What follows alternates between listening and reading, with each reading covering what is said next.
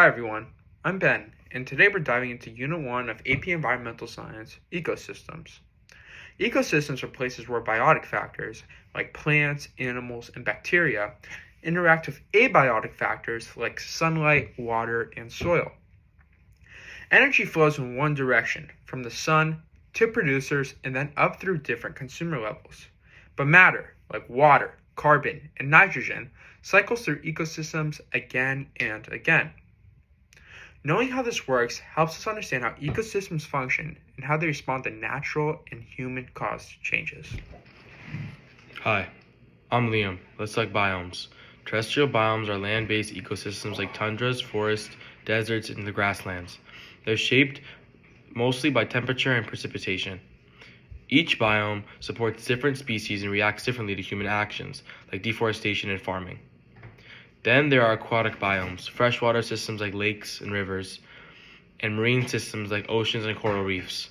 Coral reefs are super biodiverse and also super sensitive to temperature and pH changes.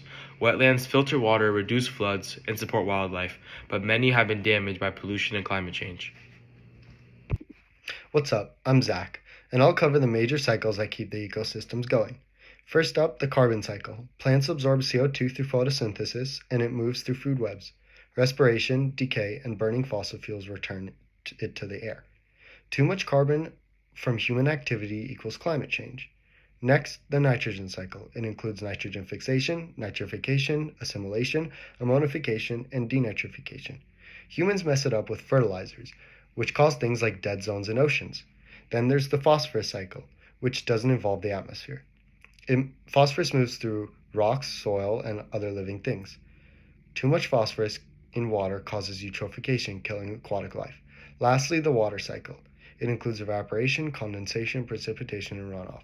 Deforestation and the overuse of water throw the cycle out of balance, leading to floods and droughts. Hello, I'm Jonah, and I'm finishing up with energy and food webs. Primary productivity is how much sunlight producers convert into energy.